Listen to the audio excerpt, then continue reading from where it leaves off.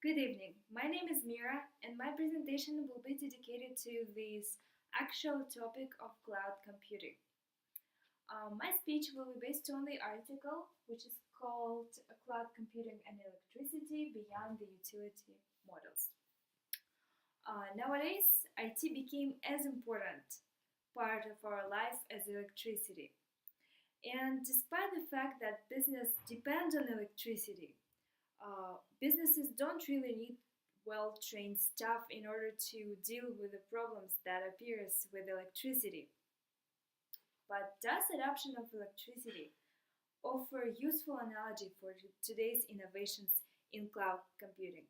And this is a really interesting question.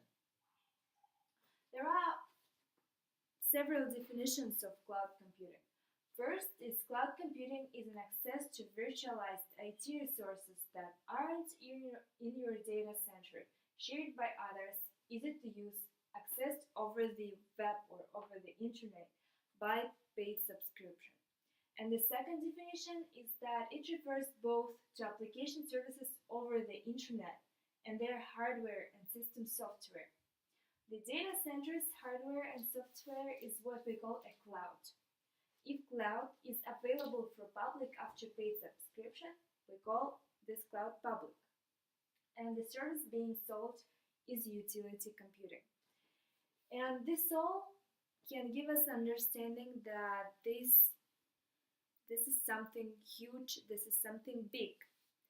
And as every big system, it has its own advantages and its own disadvantages. Hardware providers introduced the utility computing language into the market. And one of the famous bloggers, Nicholas Carr, is strongly convinced that electricity and cloud computing had a lot in common.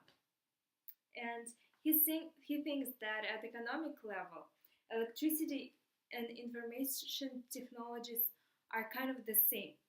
They are both essential, they are both needed, and he calls it as general purpose technologies.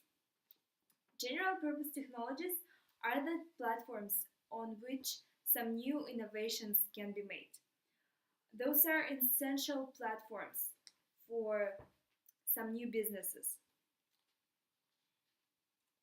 And actually, Carr were right about the general purpose technologies because this type of technologies has always been the most effective driver of innovations in the industry, in the economics. For example, for electricity, the electric lighting, motors, and machinery became possible. For IT, we have now transaction processes. We have enterprise resource planning. We have online commerce and millions of others information technologies innovations. One of the strengths of cloud computing is electricity generation. According to statistics, one huge centralized system can run at higher utilization comparing to distributed services. For example, one system administrator in cloud computing can monitor 1,000 servers in a very large data center, while a medium-sized data centers can monitor only around 140 servers. And this is a kind of a huge difference. Second one is second strength of the cloud computing is achieving additional cost savings. And this is kind of an interesting point because by cloud computing can decrease their cost by locating close to the cheap sources of energy, cheap sources of electricity, and that what makes the services of cloud computing comparatively cheaper to the traditional data storage. Despite all of the strength that cloud computing have, it also have three technical weaknesses and three business model weaknesses.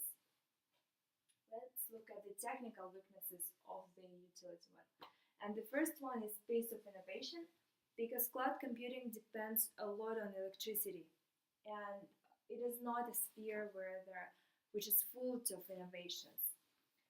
Uh, and therefore, the innovations in this sector are achieved really slowly and steadily. Second weakness is the limit of scale.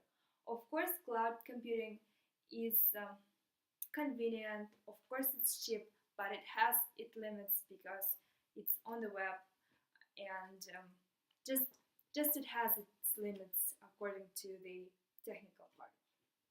And the third weakness is latency. Surely, cloud computing is cheap, as I mentioned, but it's not useful for some managers of the company to go far to go to far distances. It's more convenient for them to have storages close to them because they are accessible. You can see the security of all these data storages.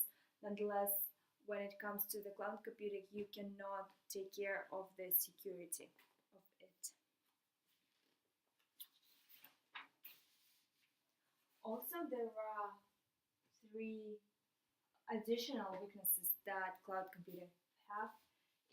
And first one is complementaries and co-invention. Second one, the problem of security.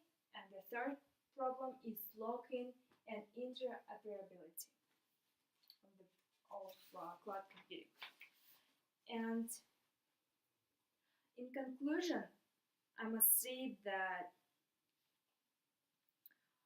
cloud computing should be admired because it's something new, because it's still innovations, because it's just a new approach to the business. And companies should maximally use the strength of cloud computing and trying to deal with the weaknesses of this new approach. I hope that this presentation was useful. Thank you for your attention.